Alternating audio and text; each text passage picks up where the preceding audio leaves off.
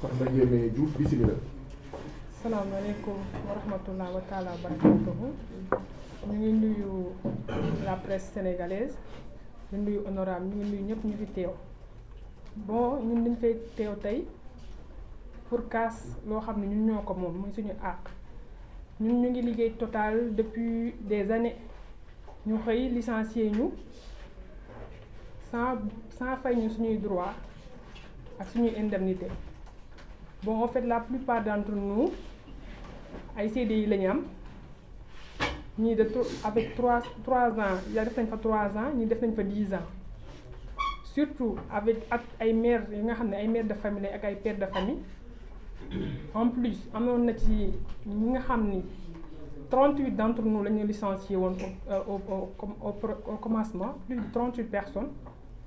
Maintenant si biir 38 personnes yooyu on a 2 femmes yi nga xam ne elles étaient en congé de maternité ñu décidé leen dàq alors que ça c'est grave nit mu ëmb ba 10 nga dàq ko nga ni doo ko fay droit wam ak àqam. gëm naa ni loolu jaaduwul loolu tax nag ñu ñëw tey nag ñu ne dañ koy ñaxtu dañoo bëgg ñu fay ñu suñuy droit di xeex tamit injustice bi nga xam ne Total mu ngi koy def ça fait des années ci entreprise yi di dàq ay nit te dara du leen si fekk ne duñ leen fay.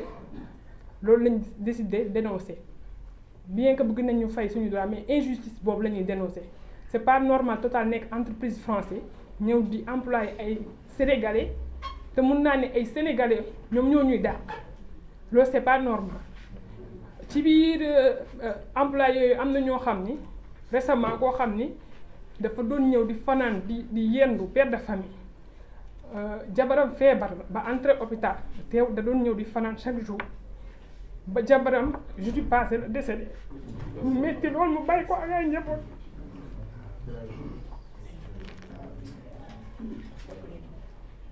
yàlla na ko yàlla yërëm yàlla na ko yàlla xare aljana yàlla na saraxam yàgg ci loxo ay mbokkam di jaale mbooleem liggéeykatu Total.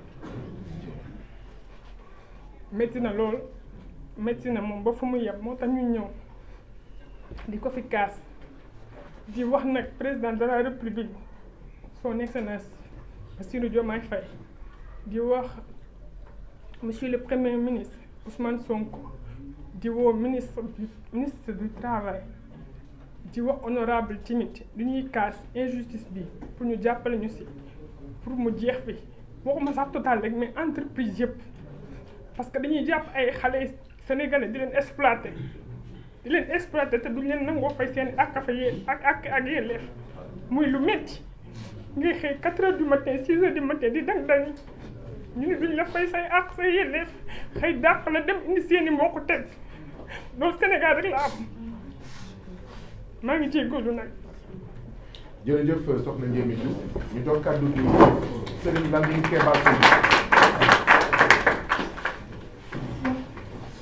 soxna Ndiémé Diouf moo yoroon kàddu liggéeykatu Total ci wolof jërëjëf soxna Ndiémé Diouf ñu jox kàddu gi Serigne Landing Keba Seydi moom moo yore seen kàddu liggéeykatu Total ci nasaraan Landing Keba Seydi vous avez la parole. Merci beaucoup monsieur. Bonjour tout le monde. Je m'appelle Landing Keba Seydi, coordonnateur du collectif des anciens travailleurs de Total Autoroutière. À Dalifort. Donc, depuis le mois de décembre, dans les premières quinzaines du mois de décembre, on avait reçu une notification disant que Total va rompre son contrat avec la société Sen Intérim.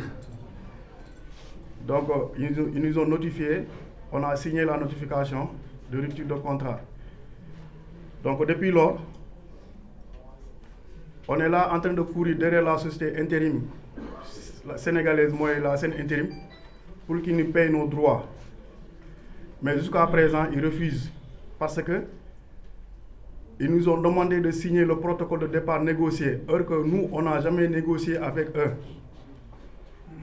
Ils nous ont exigé, ils ont bloqué nos droits en disant que tant qu'on n'a pas signé ce protocole, ils ne vont pas nous donner nos droits. Donc, à ce sujet, nous avons nos revendications. Nos revendications tournent autour de 3 points essentiels. à savoir, parmi nous, il y avait des camarades qui ont eu des CDI avec la société Sen Intérim que Total Énergie Sénégal avait engagé pour gérer les travailleurs. Ces derniers ont licencié presque tout le personnel, plus de 38 agents. Au moment du licenciement, il y avait 2 mères de famille entre nous qui étaient en congé de maternité. Et ils ont été notifiés pendant leur congé de maternité qu'elles étaient licenciées par la Sen Intérim. Licencier quelqu'un qui est en congé de maternité et qui est une mère de famille, une soutienne de famille. Donc c'est ça que Total et la Sen Intérim ont fait. Nous faisons des chiffres d'affaires à la station Total d'Alifort, autoroutière d'Alifort, plus de 1 milliard de francs CFA mensuels. Et on a des salaires misérables. On n'a même pas 200 000 francs de salaire.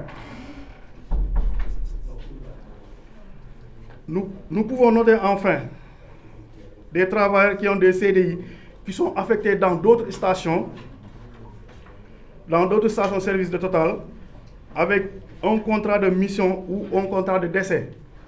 En effet, qui étaient à l'abri avec leur CDI s'enfoncent à nouveau dans un climat de désespoir, une perte d'espérance que Total a fait subir ses travailleurs. Et pour terminer, nous demandons le paiement sans délai de nos droits pour tout le personnel qui ont été licenciés, plus de 38 personnes.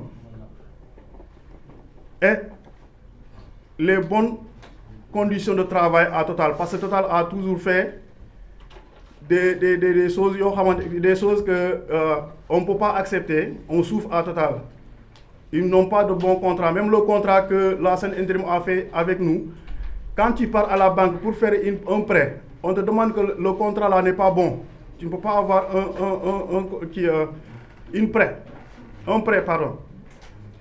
Donc, il y a beaucoup de choses à revoir.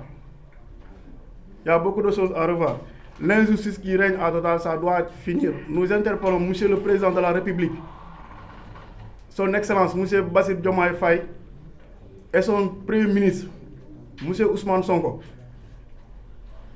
et le ministre du Travail, qu'il vienne en aide aux enfants du Sénégal, parce que les travailleurs souffrent et ça doit s'arrêter. Merci beaucoup. jërëjëf Serigne Lamine Keba Seydi ñu ngi woo Ousmane Diop.